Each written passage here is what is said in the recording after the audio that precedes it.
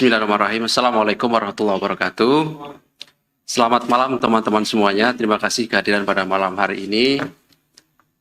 Sebagaimana tadi kami sampaikan kepada teman-teman semua, bahwa malam hari ini kami akan menyampaikan perkembangan dari penanganan perkara dugaan korupsi di Kementerian Pertanian.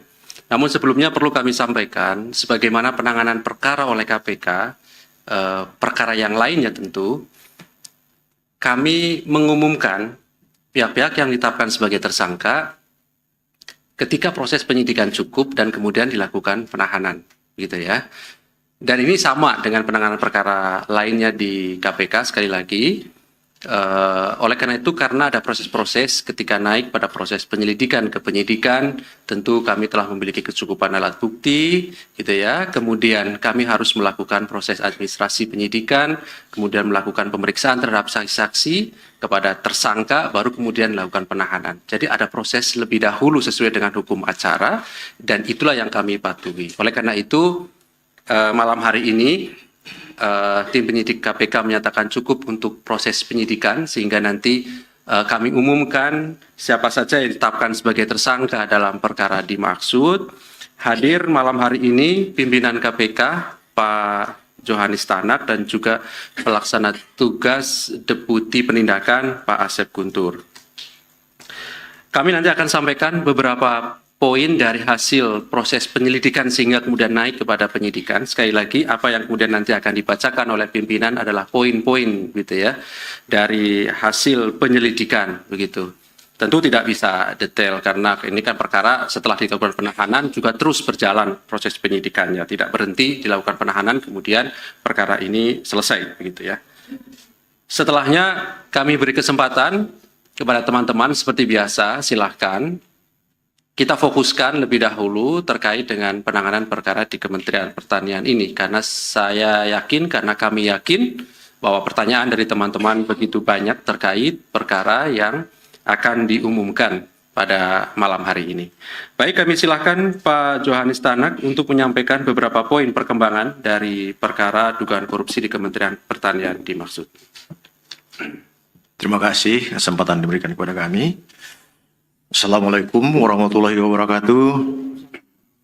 Selamat malam, salam sejahtera bagi kita semua. Om Swastiastu, Namo Buddhaya, salam kebajikan.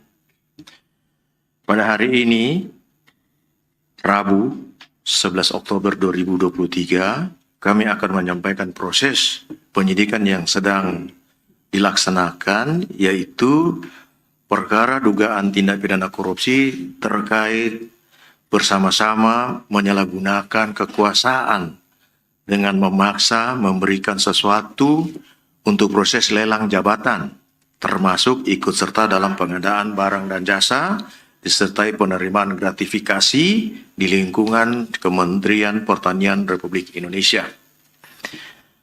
Dengan masuknya laporan masyarakat ke KPK yang dilengkapi dengan informasi dan data yang akurat, sehingga dapat dilanjutkan prosesnya pada tahap penyelidikan dan untuk menemukan adanya peristiwa pidana. Kemudian berproses sehingga diperoleh kecukupan alat bukti untuk dinaikkan ke tahap penyidikan dengan menetapkan dan mengumumkan tersangka sebagai berikut.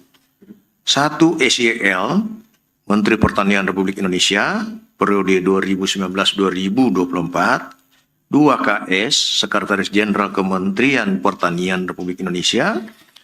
Ketiga adalah MH, Direktur Alat dan Mesin Pertanian, Direktorat Jenderal Prasarana dan Sarana Pertanian, Kementerian Pertanian Republik Indonesia. Adapun konstruksi perkara diduga telah terjadi. Pertama, SYL menjabat sebagai Menteri Pertanian RI periode 2019 sampai 2024 di Kementerian Pertanian Republik Indonesia. Selanjutnya dalam periode kepemimpinan SYL ini selaku Menteri Pertanian, KS diangkat dan dilantik selaku Sekretaris Jenderal Kementerian Pertanian, dan MH juga diangkat dan dilantik selaku Direktur alat dan mesin pada Direktorat Jenderal Prasarana dan Sarana Pertanian Kementerian Pertanian RI. SEL kemudian membuat kebijakan personal kaitan adanya pungutan maupun setoran, diantaranya dari ASN internal Kementan untuk memenuhi kebutuhan pribadi termasuk keluarga intinya.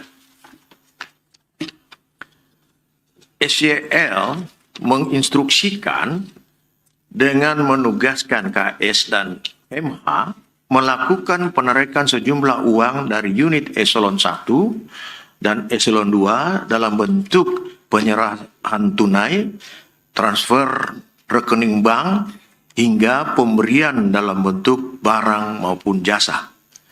Sumber uang yang digunakan diantaranya berasal dari realisasi anggaran Kementerian Pertanian yang sudah di markup, termasuk permintaan uang pada para vendor yang mendapatkan proyek di Kementerian Pertanian. Atas arahan SEL, KS, dan MH memerintahkan bawahannya untuk mengumpulkan sejumlah uang di lingkup eselon 1, para direktur jenderal, kepala badan hingga sekretaris masing-masing eselon 1 dengan besaran nilai yang telah ditentukan SEL dengan kisaran besaran mulai USD 4.000 sampai dengan USD 10.000. Penerimaan uang melalui KS dan MH sebagai representasi sekaligus orang kepercayaan dari SEL dilakukan secara rutin tiap bulan dengan menggunakan pecahan mata uang asing. Penggunaan uang oleh SEL yang juga diketahui KS dan MH antara lain untuk pembayaran cicilan kartu kredit dan cicilan pembelian mobil Alphard milik SEL. Sejauh ini uang yang dinikmati SEL bersama-sama dengan KS dan MH sejumlah 13,9 miliar rupiah dan penelusuran lebih mendalam masih terus dilakukan oleh tim penyidik.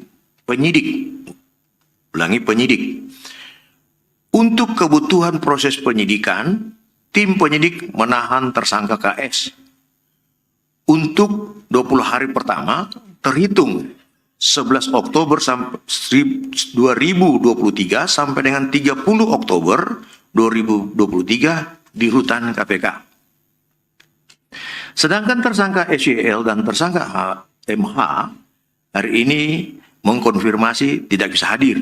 Untuk itu kami ingatkan kooperatif dan segera hadir memenuhi panggilan tim penyidik KPK. Para tersangka disangkakan melanggar pasal 12 huruf E, pasal 12 B besar Undang-Undang Republik Indonesia Nomor 31 Tahun 1999 tentang pemberantasan tindak pidana korupsi sebagaimana telah diubah dengan Undang-Undang Republik Indonesia Nomor 20 Tahun 2001 tentang perubahan atas Undang-Undang Republik Indonesia Nomor 31 Tahun 99 tentang pemberantasan tindak pidana korupsi Junto pasal 55 ayat 1 ke 1 KUHP. Demikian yang dapat saya sampaikan. Mungkin ada penambahan dari Pak? Cukup? Saya kembalikan kepada Humas. Baik, terima kasih Pak Johanis Tanak yang sudah menyampaikan beberapa poin. Pada prinsipnya malam hari ini KPK mengumumkan 3 orang sebagai tersangka, yaitu SEL, KS, dan MH, dan 1 orang dilakukan penahanan untuk 20 hari pertama sampai nanti tanggal 30 Oktober 2023 di rutan KPK. Sekali lagi perlu kami sampaikan, tadi sudah dijelaskan bahwa sejauh ini uang yang diduga dinikmati SEL bersama dengan KS dan MH sekitar 13,9 miliar. Ini tentu di luar dari apa yang kemudian kami sudah publikasikan pada masyarakat dari hasil proses penggeledahan di beberapa lokasi. Dan saya kira teman-teman sudah tahu mengenai hasil penggeledahan dimaksud. Baik, berikutnya silakan 3 orang penanya. Dari sebelah kanan saya dulu, Mas Hedi, Mbak Tasya ya, kemudian Mas Yogi, Mas Dani dan Eka. Oke, 5 ya sementara. Yang di belakang nanti bisa menyusul. Kita fokuskan terkait perkara ini dulu ya. Silakan.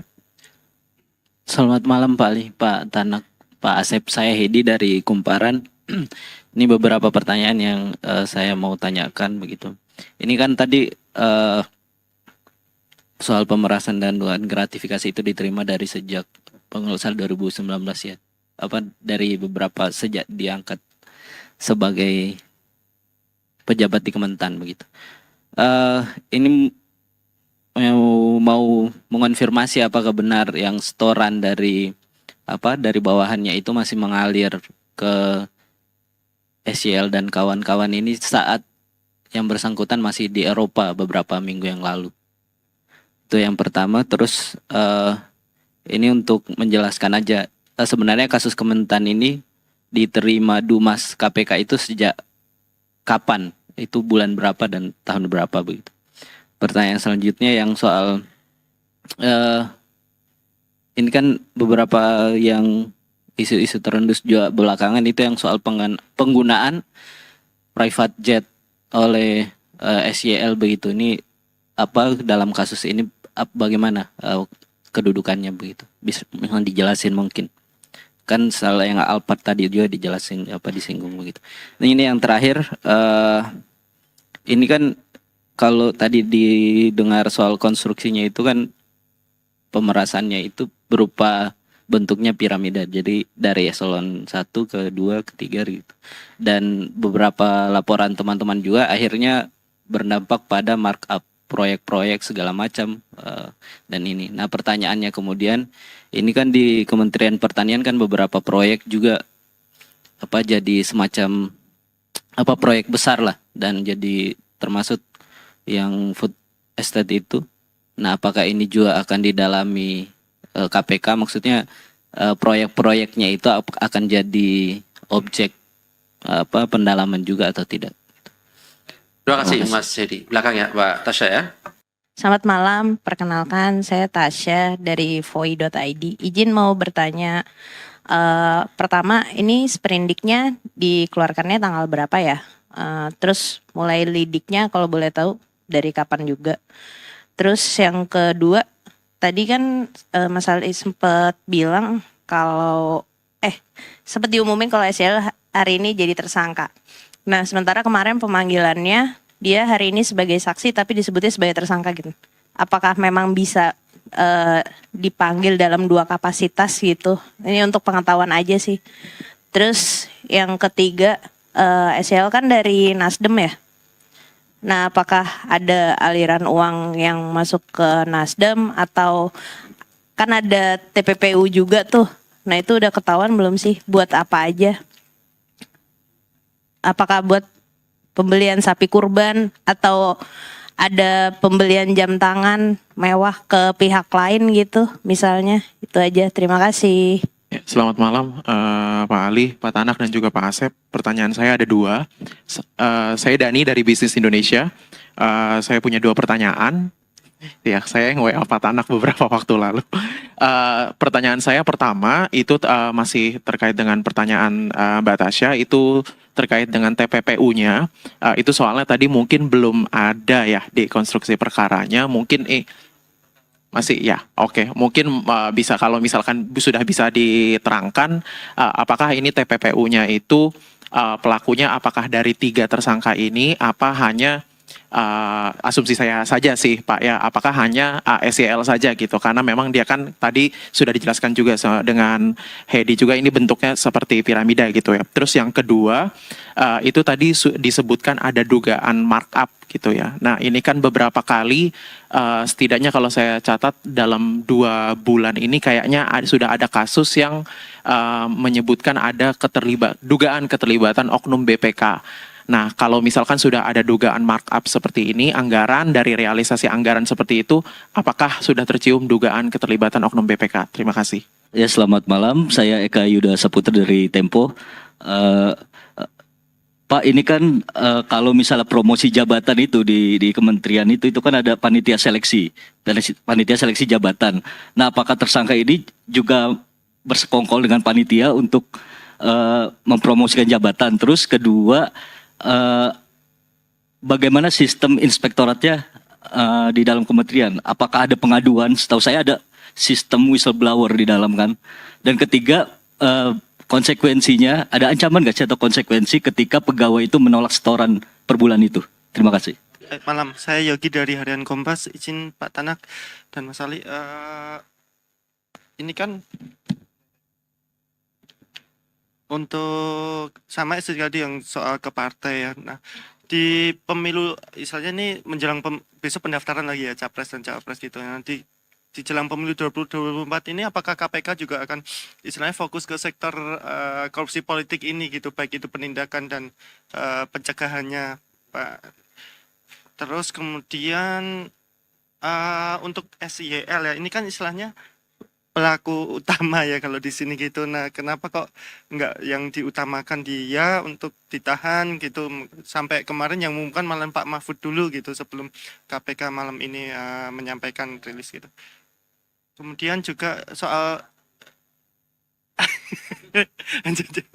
ya, terus yang ya proses yang berjalan tadi sebenarnya Mas Ali udah menjelaskan dari sore ya soal proses yang berjalan di Polda dan Dewas gitu. Nah, ini nanti akan beriringan atau bagaimana gitu dengan prosesnya SE?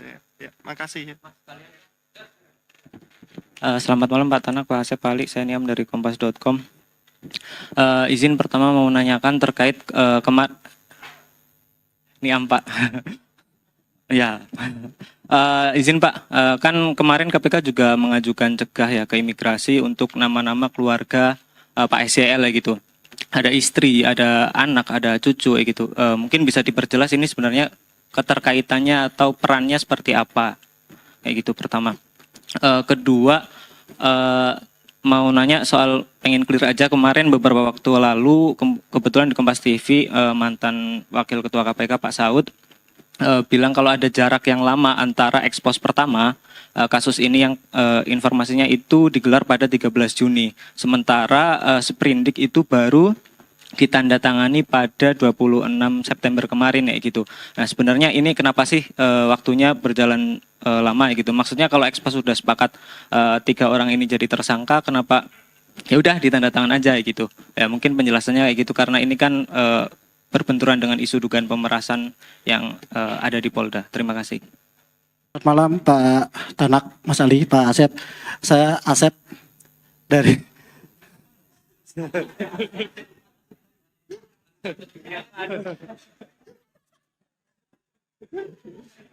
saya Asep dari pikiranrakyat.com. Iya. Izin Pak, masih dalam konteks kasus ini. Belum lama ini kan pihak Polda Metro Jaya menyatakan sudah menaikkan status hukum penanganan perkara dugaan pemerasan pimpinan KPK ke tingkat penyidikan. Ada satu alat bukti yang sudah dikantongi Polda Metro Jaya yaitu foto Pak FB dan SYL yang belakangan ini beredar. Itu bagaimana tanggapannya? Satu itu aja dulu, Mas. Terima kasih. Baik, cukup ya teman-teman. Ya, ada, silakan. Masih terkait dengan perkara ini ya. Selamat malam semuanya. Perkenalkan saya Yaumal. Bukan Pak. Ada 3 dong. Yaumal Pak dari suara.com. Tadi saya juga sudah tanyakan ke Pak Ali soal pertanyaan saya. Jadi Indonesia Corruption Watch meminta untuk Ketua KPK Pak Firly Bahuri tidak dilibatkan dalam pengusutan kasus korupsi yang menyeret nama mantan-mentan dan 2 orang lainnya itu. Jadi saya pengen minta pandangan langsung dari Pak Asep dan juga Pak Tanak juga soal permintaan dari Dewas KPK itu, permintaan dari ICW itu untuk menghindari konflik kepentingan. Karena kan di KPK ada kasus korupsinya di Kementan dan di Polda itu ada kasus dugaan pemerasan yang diduga dilakukan oleh pimpinan. Terus juga pertanyaan saya juga, ini kan dalam bukan beberapa waktu terakhir, bahkan tiap bulan, tiap ada selalu aja ada persoalan yang terjadi di KPK. Pak Tanak juga sempat terseret, walaupun akhirnya pada sidang Dewas KPK menyatakan tidak terbukti dalam beberapa dugaan pelanggaran etik gitu. Tapi bagi pimpinan dan juga Pak Asep, apa sih sebenarnya peristiwa ini, apakah ini adalah sebuah pelemahan kepada KPK sendiri memaknai mulai dari Pak Firly diduga melakukan pemerasan dan sebagainya. Bagaimana pimpinan KPK memaknai persoalan ini gitu? Apakah ini KPK emang sakit di dalamnya atau bagaimana sebenarnya KPK memaknai ini? Apakah cuma sekedar angin berhembus atau bagaimana? Terima kasih. Oke, baik. Terima kasih teman-teman. Cukup ya. Cukup. Masih ada? Ya, masih perkara ini Mas ya. Selamat malam, perkenalkan saya Ahmad Satrio dari kantor berita Politik Ermol. Mungkin tadi disebutkan Mas terkait dengan konstruksi perkara juga sudah dijelaskan. Ini aku mau coba untuk mendalami aja terkait dengan konstruksi perkaranya. Kira-kira dari KPK sendiri apakah akan ikut mengusut kira-kira pihak-pihak lain yang memang terlibat, karena informasi dari penelusuran kami redaksi itu juga terdapat anaknya SYL itu yang memang ikut dalam pengadaan barang di Kementan. Itu pertama. Yang kedua, lagi-lagi informasi yang didapat oleh redaksi juga menyebutkan spesifik terkait dengan aliran dana SYL dalam kasus ini itu juga terkait dengan biaya politik dalam pemenangan Pilpres 2024, karena melihat dari tempo waktu penetapan tersangkanya Pak SYL di 29 September, sebelumnya itu ada kunjungan dari Capres Anies Baswedan pada tanggal 24 September ini, menarik mungkin untuk juga didalami oleh KPK. Mungkin itu dari saya. Terima kasih Mas Ali. Assalamualaikum warahmatullahi wabarakatuh. Waalaikumsalam. Terima kasih Mas Satrio. Terakhir ya, saya kira ya, sudah ya. Cukup. Oke. Tadi kalau Mbak Tasya tadi sudah dijelaskan sebenarnya Mbak Tasya ya, terkait teknis ya, bagaimana kemudian seorang tersangka bisa dipanggil sebagai saksi, tapi untuk menjadi saksi dari perkara yang lain itu boleh gitu ya. Termasuk kemudian kami update tadi bahwa hari ini ternyata juga KPK memanggil 3 orang ini sebagai tersangka. Itu persoalan teknis penanganan perkara ya. Baik, terima kasih respon dan pertanyaan dari teman-teman. Kami silahkan Pak JT dan bila ada tambahan dari Pak Asep untuk merespon pertanyaan dari rekan-rekan semuanya. Silakan Pak. Baik, terima kasih atas pertanyaan teman-teman. Saya tidak sendiri di sini, ada Pak PLT Deputi Penindakan dan Eksekusi, Asep, yang juga adalah Direktur Penyidikan. Terkait dengan pertanyaan Mas Edi dari Kumparan, apakah masih berlangsung penerimaan dari pegawai? Kemudian kapan laporan pengaduan mengenai private jet digunakan, kemudian pemerasan di internal dan markup. Apa yang dipertanyakan ini semua sedang didalami lagi. Karena penyelidikan maupun penyidikan yang saat ini dilakukan tentunya untuk mencari bukti. Yang dengan bukti itu memperkuat dan menentukan nanti siapa yang tersangka. Dan kita sudah menetapkan siapa tersangka. Dan nanti kita akan masih dalami lagi hal-hal yang diperlukan untuk lagi memperkuat adanya bukti-bukti supaya setiap unsur dalam dakwaan yang didakwakan sebagaimana yang telah kami bacakan tadi itu dapat dipertanggungjawabkan pada proses persidangan nantinya. Kira-kira seperti begitu jawabannya. Sedangkan Mbak Tasya, sprint lead kapan, brindik kapan, sebagai saksi dan sebagai tersangka, apakah ada aliran dana ke Nasdem, apakah ada penelitian apa ya? Kalau sprint lead dan sprindik, itu nanti Pak Asep lihat kembali kapan, saya tidak ingat juga, tapi nanti dijelaskan Pak Asep. Apakah ada, kok dipanggil, semua sudah tersangka, tapi kemudian satu kemudian dipanggil sebagai saksi, satu dipanggil sebagai saksi lagi, padahal sudah semua tersangka. Itu adalah bagian dari teknik penyidikan. Ketika semua tersangka, tetapi ketika saya memerlukan beliau ini untuk didengarkan sebagai saksi, maka tidak mungkin saya panggil beliau sebagai tersangka. Tapi sebagai saksi untuk didengarkan menguatkan tersangka yang ini. Nah, jadi dalam konteks mana beliau itu dipanggil sebagai saksi, dalam konteks mana beliau yang satu lagi dipanggil sebagai tersangka. Jadi kalau si A dipanggil sebagai saksi, itu akan menguatkan keberadaan perkara ini untuk si B sebagai tersangka dan sebaliknya. Saya kira sudah dapat dimengerti ini ya. Ini lebih dikenal dalam istilah untuk lebih mendalami lagi proses pemeriksaan. Sedangkan apakah ada aliran dana ke Nasdem, itu nanti masih didalami lagi. Ya, dari Bisnis Indonesia, TPPU saat pemeriksaan lebih lanjut antara SDL, kemudian dugaan markup. Ini juga masih tetap kita, karena ini kan baru pemeriksaan yang awal, kemudian menetapkan tersangka. Nanti akan didalami terus, karena tidak mungkin penyidik itu akan menyerahkan berkas perkara kepada penuntut umum kalau dokumen belum lengkap. Kemudian pada saat penyidikan ini akan didalami terus pemeriksaannya sampai dengan pada saat unsur-unsur dan bukti-bukti yang ada, nanti dari bukti-bukti yang ada ini dapat semua unsur-unsur itu dapat dibuktikan dengan alat-alat bukti yang ada. Nah ini kami juga masih dalamin ini. Kami masih memproses apakah ini suatu peristiwa pidana. Oh ya ini peristiwa pidana, kemudian ini setelah kita dapat peristiwa pidana, ini cukup bukti siapa nanti yang jadi tersangka. Nah inilah kita kemudian sudah mendapatkan bukti siapa yang memang tepat jadi tersangka dan kuat.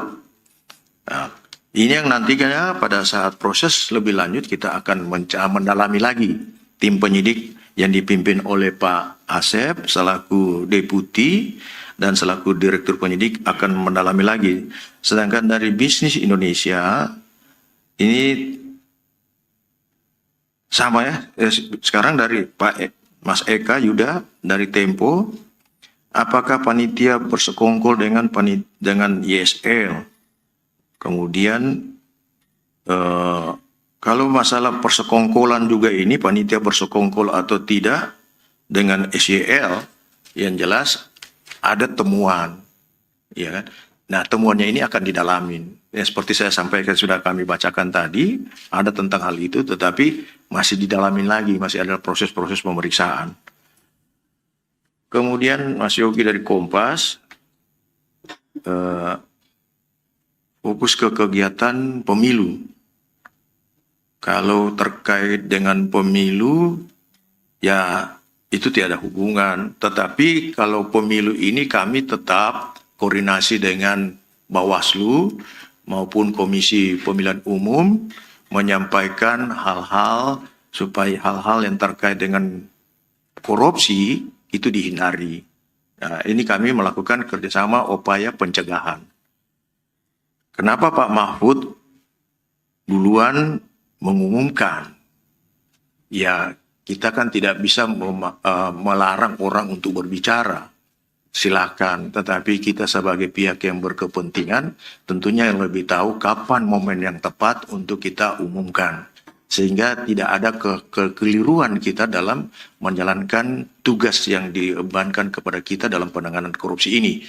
Karena kalau orang lain berbicara tidak ada konsekuensinya. Kalau kami berbicara tentunya ada konsekuensi hukumnya. Sehingga kami harus juga hati-hati dalam mengungkapkan apa yang kita harus sampaikan kepada media atau kepada massa, kepada masyarakat. Kemudian Mas Nian dari Kompas, nama keluarga SYL, gimana peran terkaitannya menurut saudara Saud dan sebagainya. Kalau mengenai nama keluarga, tentunya ini juga akan didalamin. Siapapun yang diduga melakukan tindak pidana korupsi, tentunya diproses.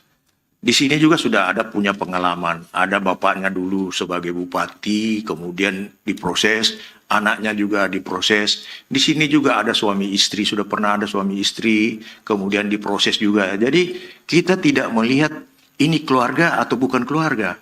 Yang jelas siapa yang melakukan perbuatan tindak pidana korupsi pasti diproses. Sepanjang cukup bukti untuk memenuhi unsur-unsur pasal yang akan disangkakan. Kemudian menurut Pak Saud, sprint lead lama sampai tahap lead dan seterusnya. Itu tidak boleh juga kita kemudian gegabah untuk mengatakan seperti begitu. Kami silakan, siapapun silakan mengatakan seperti begitu.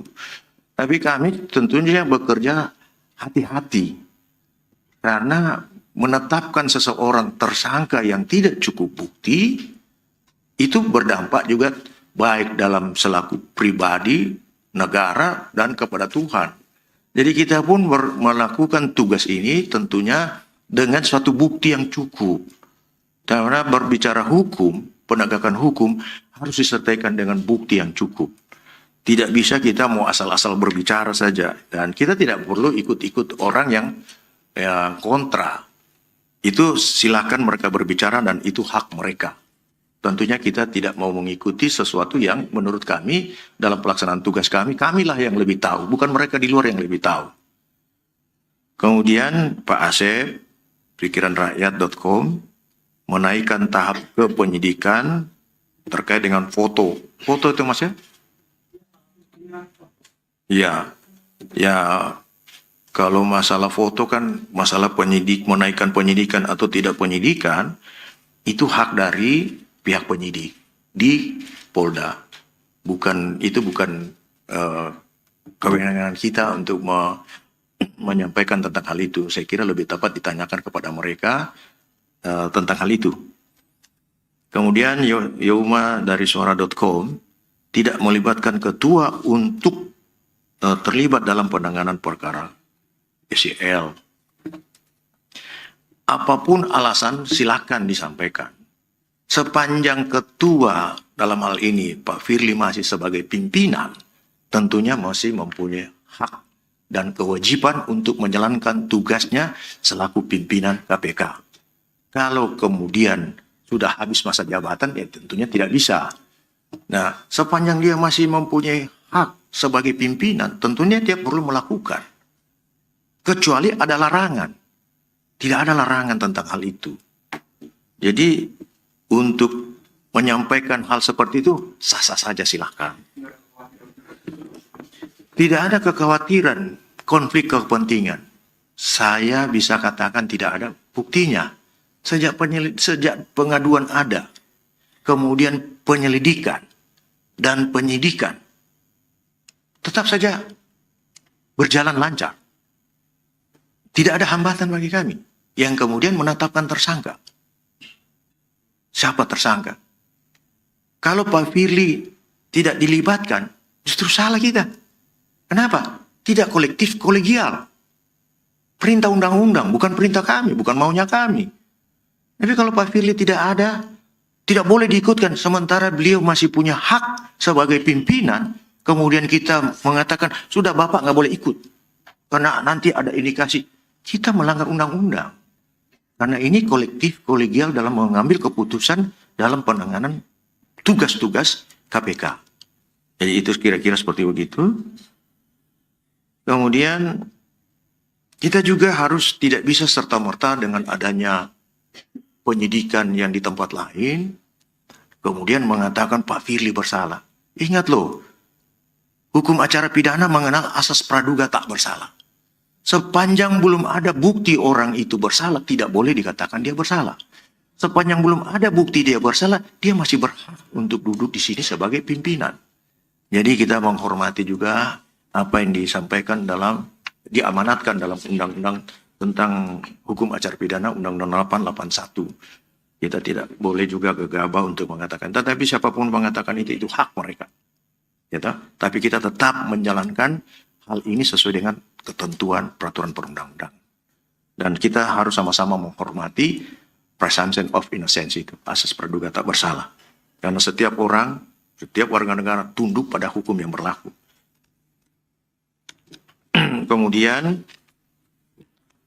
ada dari Pak Satrio, ya, ikut mengusut pihak lain aliran dana SEL, biaya politik, mengingat waktu. Jadi kalau berkaitan dengan biaya politik kami tidak ikut sampai masuk ke dalam, bukan urusan kami itu, tetapi kami tetap melakukan penyidikan, menelusuri semua aset-aset atau kekayaan yang bersumber dari kekayaan negara yang diambil, yang kemudian nantinya kita sita. Kepada siapapun aliran dana itu mengalir, itu dan kita dapatkan satu bukti, maka tentunya kita akan mengambil sikap upaya paksa hukum berupa penyitaan. Jadi tidak ada pengecualian kepada siapapun ya, sepanjang memang kita memiliki bukti bahwa memang ada aliran dana hasil korupsi mengalir ke situ. Nanti kita juga akan tetap kerjasama dengan PPATK mengenai aliran dana tersebut. Kemudian yang terkait dengan apa satu ini? Apa lagi satu Pak? Sudah Pak ya? Saya kira itu mungkin Pak Asep bisa melengkapi Pak. Silakan Pak Asep. Terima kasih pimpinan. Ini diborong sama Pak Yohanes Tanak, rekan-rekan. Jadi hampir nggak kebagian sih. Cuma satu kayaknya. Ini ada 8 orang yang bertanya Pak. Kalau kali 10, 80 pertanyaan kayaknya. Sore ini apa namanya banyak sekali pertanyaannya. Hanya tadi Kang Asep aja yang cuma satu pertanyaan. Sepertinya malu karena sama namanya sama saya gitu. Hanya nggak banyak, enak hati mau tanya banyak. Siap. Hanya 1 atau 2 kayaknya yang disisakan buat saya Pak. Ini yang pertama terkait sprint kapan, sprint lidik maupun sprint dik perkara ini. Ini dari Mbak Tasya. Untuk sprint lidiknya tanggal 5 Januari tahun 2023. Kemudian naik ke penyidikannya tanggal 26 September 2023. Ini jadi naik sprint leading itu ada proses penyelidikan sampai dengan naik ke penyidikan, ya Mbak ya. Kemudian yang perlu juga saya tambahkan terkait dengan kenapa sih KPK kok baru mengumumkan sekarang? Tadi ada yang bilang bahkan walaupun sudah disampaikan oleh beliau, ada pihak di luar malah yang sudah menyatakan gitu. Rekan-rekan perlu ketahui bahwa ketika dinyatakan naik penyidikan perkara di KPK itu pasti sudah ada tersangkanya. Sejauh ini seperti itu. Itu agak berbeda dengan yang ada di aparat penegak hukum lainnya, gitu ya. Walaupun ini juga sedang kita bicarakan ya Pak ya, sedang kita bicarakan. Artinya apabila misalkan apalagi sudah melakukan upaya paksa, penggeledahan dan lain-lainnya, kan rekan-rekan tahunya ada penggeledahan kan tanggal 28 ya, hari Kamis ada penggeledahan. Berarti itu sudah upaya paksa, udah tahap penyidikan, berarti sudah ada tersangkanya. Jadi bisa saja yang bersangkutan tahu siapa yang sudah jadi tersangka itu dari surat panggilan kami. Karena di surat panggilan pasti dijelaskan. Jelaskan di situ perkaranya apa, kemudian siapa tersangkanya. Bisa dari situ. Surat panggilan kan bisa diterima sama yang dipanggil. Kemudian kami juga punya kewajiban setelah naik penyidikan, paling lambat 7 hari itu harus menyampaikan SPDP. Nah, surat perintah dimulainya penyidikan kepada para tersangka. Itu juga surat keluar dari kami yang isinya menyatakan siapa saja tersangka di situ. Jadi bisa dari situ. Itu seperti itu banyak. Kemudian juga kita melakukan upaya paksa penggeledahan. Ada surat perintah penggeledahan dan lain-lain. Itu juga ada uraiannya. Jadi bisa diketahui dari situ. Kemudian rekan-rekan juga pasti sudah paham bahwa kapan KPK itu akan mengumumkan. Walaupun misalkan sprindiknya naik kapan, tapi diumumkan secara resminya adalah ketika akan melakukan penahanan. Gitu. Siapa tersangkanya. Jadi supaya tidak jadi rancu, Nah, seperti itu gitu. Itu rumusnya atau patternnya yang ada di KPK. Jadi rekan-rekan mesti pahami seperti itu. Itu mungkin Mas Ali yang bisa kami tambahkan. Terima kasih. Ya, terkait Dumas ini kan beda kedeputian nih. Beda kedeputian nanti kita kita tanyakan kepada kedeputiannya. Kalau masuk ke penyelidikan, jadi kedeputian penindakan dan eksekusi itu masuknya ke penyelidikan. Jadi saya tahunya ketika naik penyidikan. Yang penyidikan, ya tadi tanggal 5 Januari 2023. Ya. Baik, saya kira cukup teman-teman. Terima kasih kehadiran pada malam hari ini. Terima kasih Pak CT, Pak Asep yang turut hadir bersama kita. Kami akhiri. Assalamualaikum warahmatullahi wabarakatuh.